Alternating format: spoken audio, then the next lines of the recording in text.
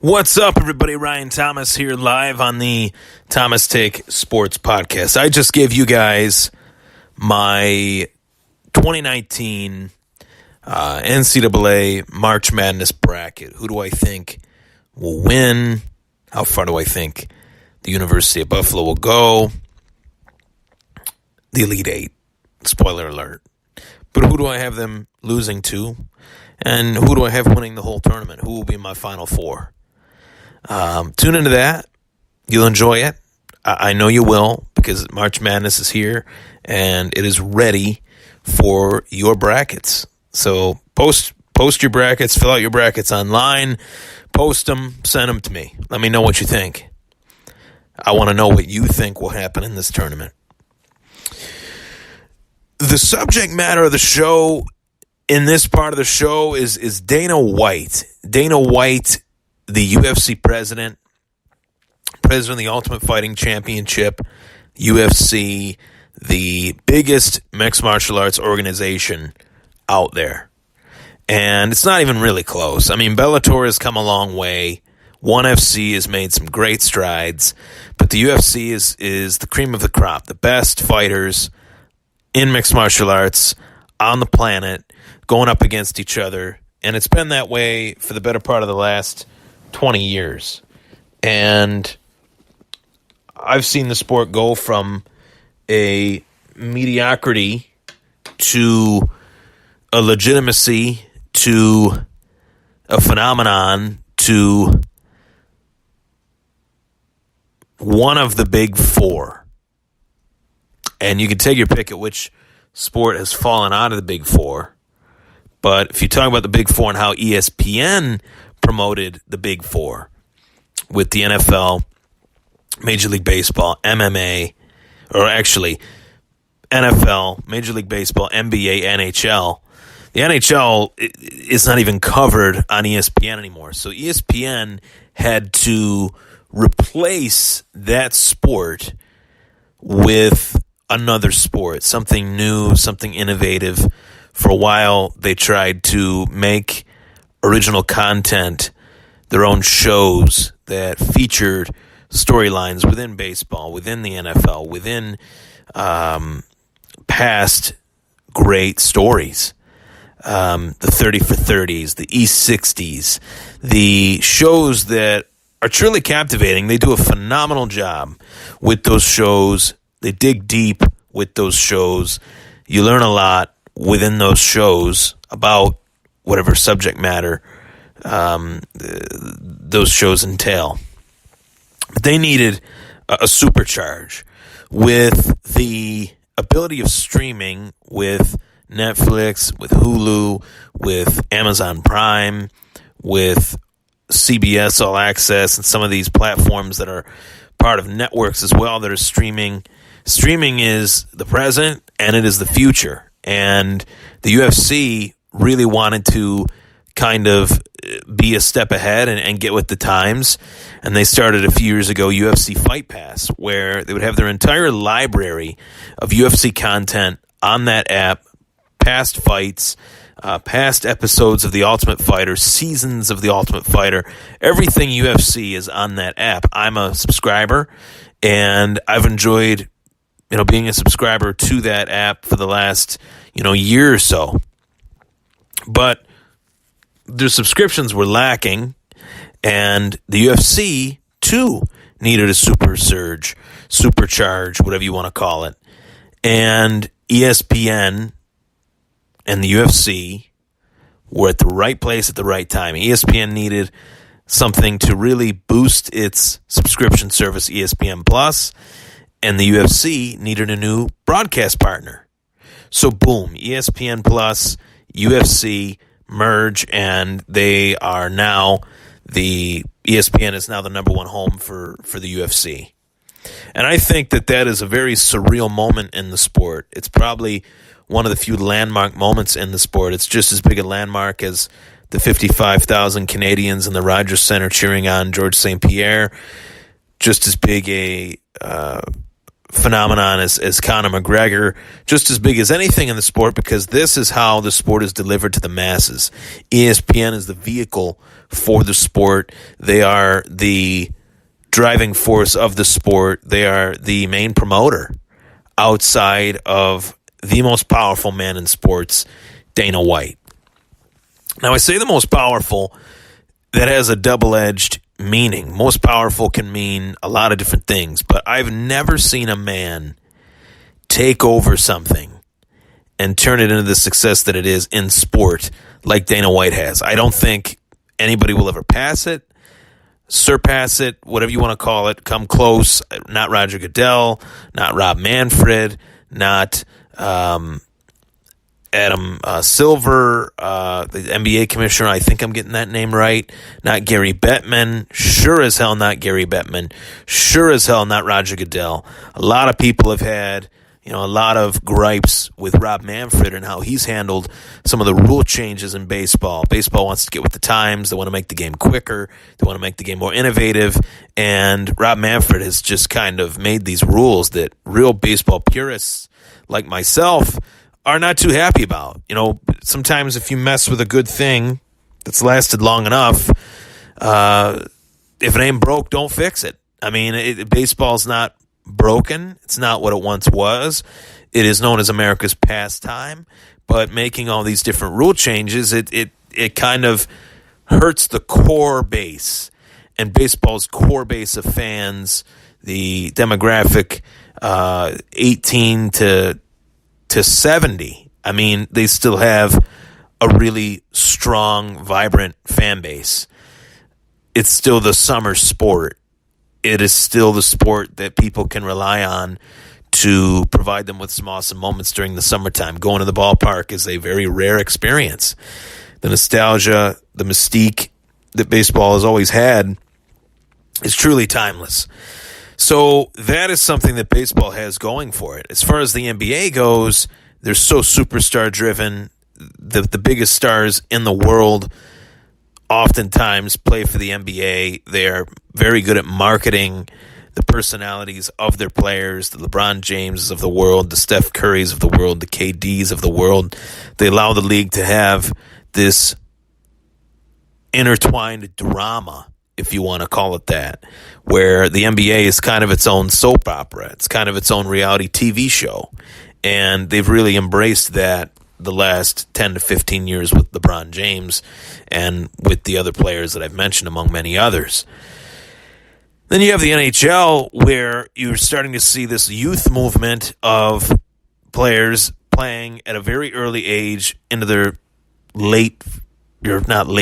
into their early 40s, where the NHL has kind of phased out the enforcers, the hard hitters, the hard punchers, whatever you want to call it. They've made the NHL game today more of a finesse game, where you start to see more offensive defensemen, you start to see fast puck-moving defensemen, goalies that have very big bodies.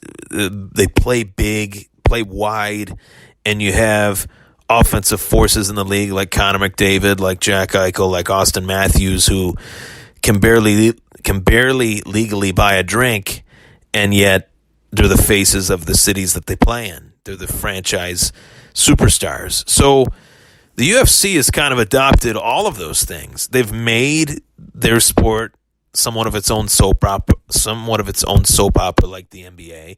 They've changed rules to make it more innovative like Major League Baseball. The NFL, I didn't even get to the NFL for a reason. I feel like the NFL has done more to devalue their own product than any other league in the world. And that sounds crazy for me to say that, because they are the number one entity in the world. But being the number one entity, sometimes you do take things for granted. And I think they've done that.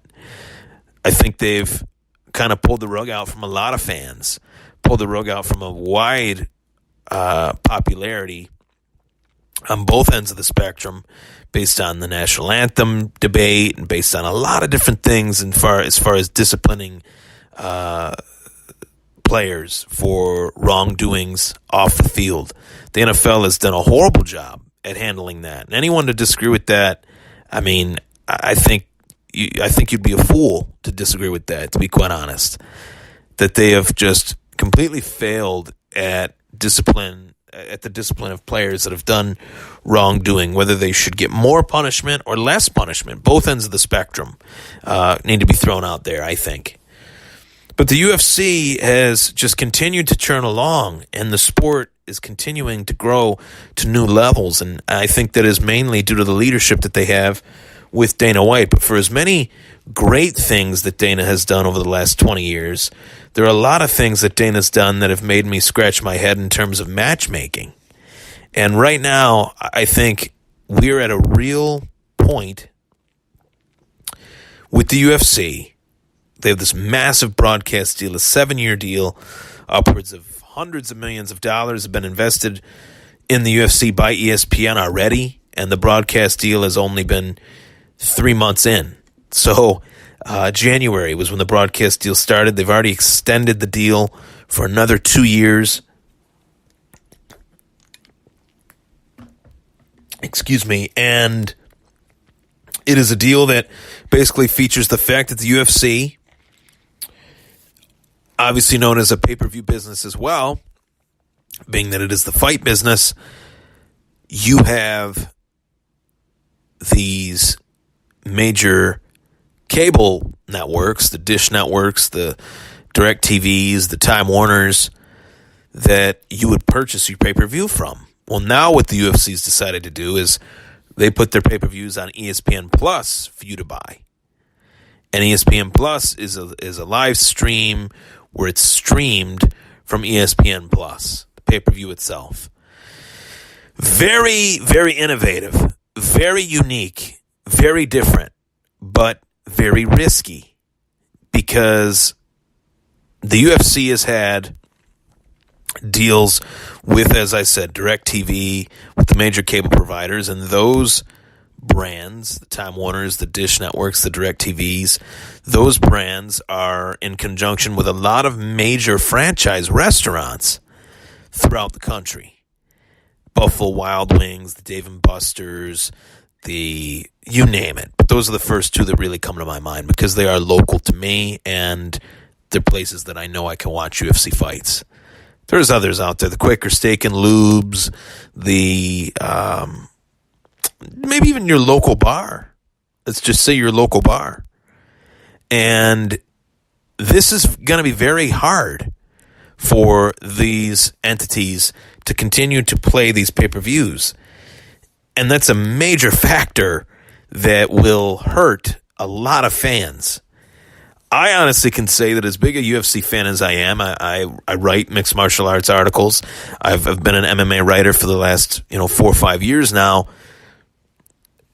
That I have not purchased many UFC pay-per-views. And the majority of the time I go out to watch them. 1, because it's something fun to do. 2, I don't like sitting around my house. 3, I don't really want people in my house. So if I want to go and see a UFC, and now that they have this ESPN Plus pay-per-view streaming deal, what if these restaurants decide, hey, we're not buying ESPN Plus to show these events, or hey, we're not going to buy ESPN Plus and run the risk that the streaming network doesn't have great streaming signal. I'm not saying that this is what's going to happen, but that doesn't mean it won't happen. It potentially could happen. And that's where I think the UFC might have actually missed the ball on this, missed the boat on this. A bit of a swing and a miss in the missing the ball analogy. You use it as a golf reference as well. But I feel like that they have really tried to push the envelope and make some really creative marketing decisions that are innovative and fresh, that they want other major entities to somewhat look at them and say, hey, look at what the UFC's doing. They want the NHL to say, hey, look at what the UFC's doing, or the Major League Baseball to say, hey, look at what the UFC's doing. That way they can say, hey, yeah, we're proving you wrong. And largely, that's what Dana White has done the last 3 years since the sale of the UFC, was purchased for $4.25 billion. Dana White kind of pointed and laughed at everybody and said, hey, we bought this for $2 million back in 2005. 11 years later, it's worth $4.25 billion. That's the greatest worth increase ever in sports history. And that is the greatest single purchase in terms of money that anyone has ever purchased a sports brand, franchise, entity for. There's no, NFL franchise that is worth $4 billion right now. Or at the time there was not. There might be now, but now with inflation, UFC was purchased for $4.25 billion. Now that company is probably worth about $8-9 billion. Each year they make more money. Each year their worth goes up. That brand is in a tree of brands within WME-IMG. They have so many minority owners, so many owners that purchase stakes in the company, big name actors that are represented by WME-IMG, which is known as a Hollywood agency. Sylvester Stallone, Mark Wahlberg, Tom Brady, Will Ferrell, just to name a few that have purchased minority stakes in the UFC, in the company. One guy that wants to do this is the biggest star in the sport, in Conor McGregor. And I have been a fan of Conor since day one, but I've also been a realist for the sake of myself and for the sake of the people that listen to the podcast. I am a straight shooter. I'm going to tell you how I see it. I've always done that. I always have. I always will. And for the biggest star in one company to say that they want ownership stake in a brand, it is very intriguing that a fighter that is the biggest star in the company, still the biggest star in the company, nobody has taken that spot from him yet. He still owns that. But let's just talk about the facts. Yes, Conor is the biggest star in the company. Yes, Conor moves the needle better than anybody. Yes, Conor's the best talker, and yes, that's part of moving the needle. Yes, Conor has achieved some wonderful things throughout his MMA career. Two-weight world champion, first simultaneous champ, really seen as the only champ for a long time outside of Amanda Nunes. People don't really consider Daniel Cormier as such due to the fact that he never beat John Jones for that light heavyweight title. That's neither here nor there, but we're just throwing that out there. I'm just throwing that out there. And we hear that a lot as MMA fans and writers and whatever you want to call it. But those two title victories were 3 and 4 years ago. We know the rest of this journey. We know the Nate Diaz fight happened. We know he got smashed on the ground and choked and tapped, facing an opponent that was fighting on 11 days' notice. We know that he fought Nate Diaz again and won a close split decision 5-round fight, 25-minute fight that saw a lot of the same similar patterns play itself out in the first fight. Conor pouring it on in the early rounds, first round, Nate Diaz coming back a little bit in the second, and then Conor, fighting his way tooth and nail in the third, and then Nate with the swarming punches in the fourth, and then a fifth round that was kind of, Nate's to win and Conor's to lose, and it's kind of up in the air. Split decision for a reason, but I definitely thought that Conor actually did win that fight, but it was very close. And then he gets his champ fight. It's rewarded for that split decision victory. I believe it might not have been a split decision. It wasn't a split decision. I'll have to look that up. I thought it was. But gets this champ fight that is against Eddie Alvarez, and he blows right through Eddie Alvarez. And now Alvarez isn't even in the UFC anymore. So This guy's last win is 3 years ago. So it's very tough for me to hear people talk about this guy as if he's the same exact star that he was. Just because Conor McGregor is the biggest star in the company still does not mean he is the same star. This is a tarnished star. This is a rusty star. This is a star that is fledging. This is a star that does not shine as bright as it once did. This guy has lost multiple times. This guy is not as much of a mystique fighter. The mystique has vanished. And I say that due to the fact that we've seen him lose in embarrassingly fashion 2 separate times. I'm not counting the Floyd fight, for anyone that's wondering. I'm counting the Nate Diaz-Khabib fight. And he lost both of those fights in 2 completely different ways. One versus Khabib, he was dominated on the ground and smashed. Ultimately, almost submitted. The other, he was piecing Nate up on the feet early on. Then Nate started to swarm Conor because those punches were not really going anywhere as far as knocking out Nate Diaz. Those punches would knock out Chad Mini Mendez, but not Nate Diaz, who's 6 foot tall, could probably fight at 185 if he really wanted to, but is fighting at 170 and has also fought at 155 with his long, lanky frame.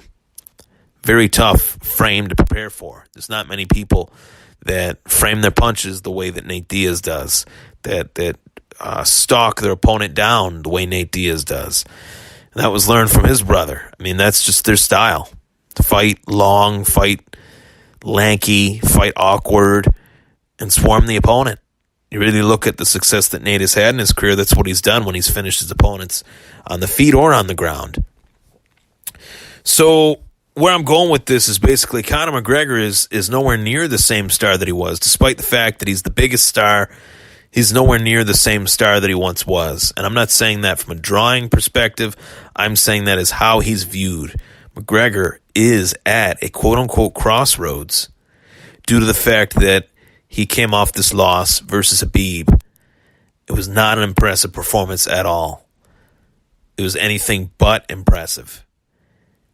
It was Khabib being dominant. It was Khabib doing what he needed to do to win the fight.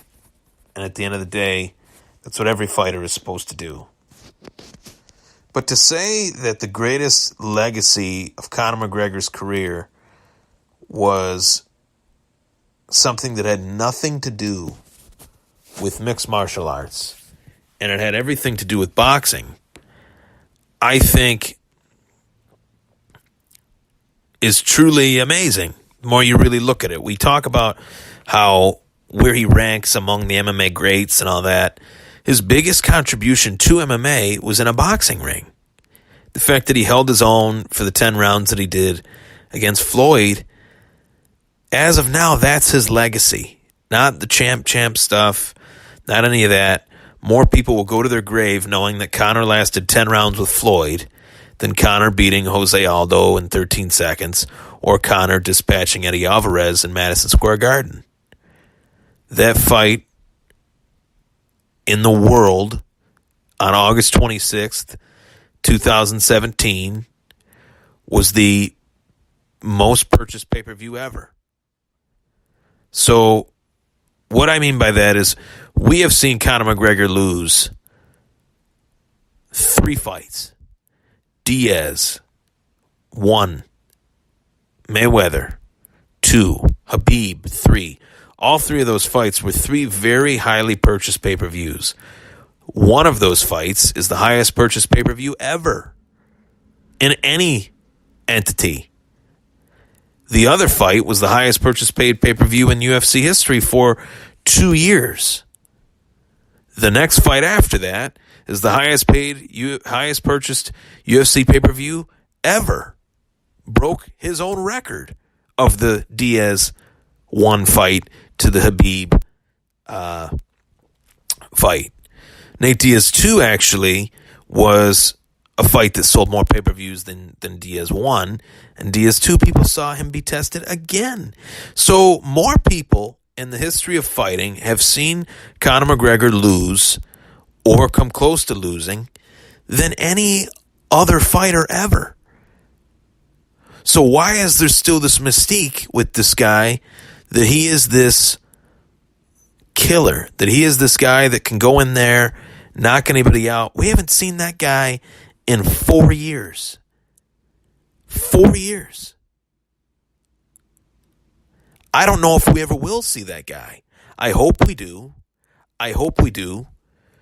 But the direction of his career, which is my all-encompassing point, the direction of his career depends on the opinion of Dana White, which I think that is very scary for the future of Conor McGregor's career, for the sport, and just all around the encompassing fact that Dana White went on an interview and said that the Max Holloway-Dustin Poirier fight will kind of get the cobwebs out about what fight will be next for Conor, kind of clear the water, kind of, clear some things up. If Dana's thinking what I think he's thinking, that means that Conor will fight the winner of Dustin Poirier and Max Holloway. And for the sake of it, let's just say, for the sake of it, I think Max Holloway is going to win this fight.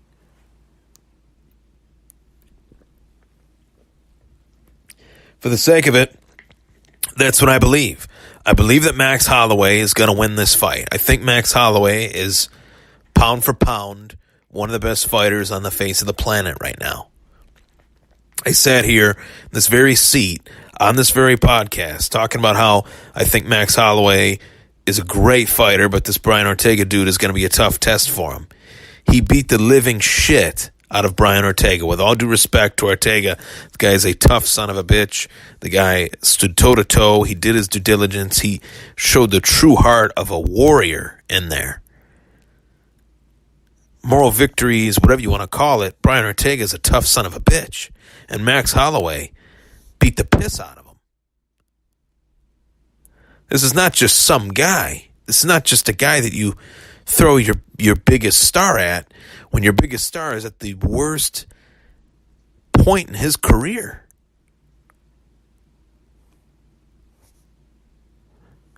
To sustain viable business, you got to keep Conor McGregor relevant as long as possible. Why put him in there with someone that he's already beat? 1. 2, why put him in there with somebody younger? 3, why not let Max do Conor's dirty work? Why not let Max fight Khabib, starch Khabib, then put Conor in there versus Max Holloway? Then you got something. Then you have Max Holloway as the only fighter in UFC history, I'm pretty sure, outside of Randy Couture, to unify not 1, but 2 titles. Not to win 2 titles, to unify 2 titles. To go from an interim featherweight champ to the lineal featherweight champ. To go from the interim light heavyweight champ. Or lightweight, to go from the interim lightweight champ to the lineal lightweight champ. That's what Holloway would be doing. Beating Anthony Pettis and then Jose Aldo to win the interim and the lineal featherweight title. And then beating Dustin Poirier to win the interim lightweight title. And then beating Khabib Nurmagomedov to win the lineal lightweight title. Technically, that's pretty damn impressive, right? So you put that guy against Conor McGregor, then you have a story. Then you have, can Conor beat this guy that's somewhat champed in his own way? Then can Conor beat this guy that he already beat? Is Conor the same guy? Is Max the same guy? Can Max get over the hump over Conor? Has Max learned his lesson since that first fight? Meanwhile, Khabib is trying to, do something in Russia that's probably not so good with some of the shady characters that he surrounds himself with. I don't know.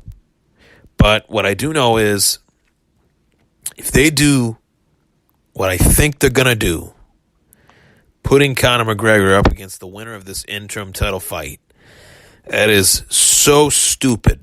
Nobody wants to see Conor McGregor fight for an interim title.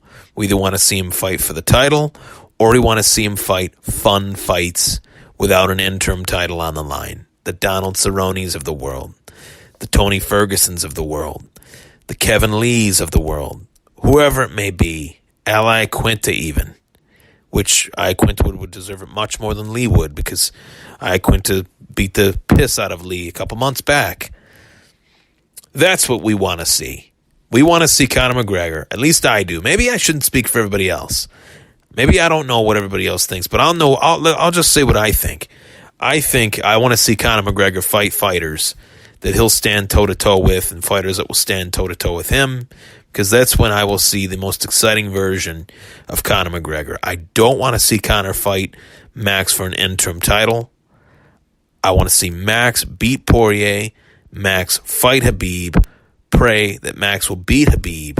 Then you could have Conor coming off of a win over Cerrone, maybe Cerrone and Nate Diaz to do the third fight, and then that would even promote the Holloway fight even more. Maybe put Nate Diaz 3 and Conor on the co-main on a main event with Holloway and somebody else. I don't know, but I think that fight would do much better business. Holloway versus McGregor 2, with Holloway as the lineal lightweight champ, than any business of Holloway versus McGregor 2 for the interim, or it would do better than Khabib versus Holloway, or Khabib versus McGregor 2. Khabib versus McGregor 2 is a bad idea for everybody. Doesn't prove a damn thing. And when you have a fight like that first one that wasn't that close, you got to space out the rematch a little bit more with the hope that the fans somewhat forget about that first fight. And let's face it, the entire UFC brass would love to forget about that first Khabib fight, but can't erase out of the mind of the fight fans when it's the highest paid purchase pay-per-view ever in UFC history. And Dana White should know better than that. Dana White, being the most powerful man in the sport, should know that that is a bad decision. That is not a smart decision at all. Putting him in there with Max Holloway right now, or even Poirier. Nothing to win, nothing to win, and everything to lose. You got to put Conor in a win-win situation. It's not Khabib. It's not Holloway for an interim title. It's not Poirier for an interim title. It's either Nate Diaz 3 or Tony Ferguson. And I lean towards Nate Diaz 3 only because Tony and Conor have the same manager, and Tony Ferguson is going through some personal stuff right now. Some mental health issues. And I'm praying for the guy. I hate to see that. I hate to hear those stories just because so many people misconstrued those stories. Excuse me. So many people take those stories and they act so shameful in regards to that. They kick a man while he's down. Tony Ferguson's a solid individual. I hope he can get back into the octagon soon. Preferably against Conor, to be quite honest. I want to see Conor in fun fights that Conor can win, not where he's just got some guy practically dry humping him all up and down the octagon like Khabib did in the first round of that fight. I want to see Conor fight exciting fights. And if that means that Conor never touches a belt again, so be it. Dana, most powerful man in the sport, Dana White, needs to do better by his number one star. If he doesn't, it's going to be tough to replace that guy.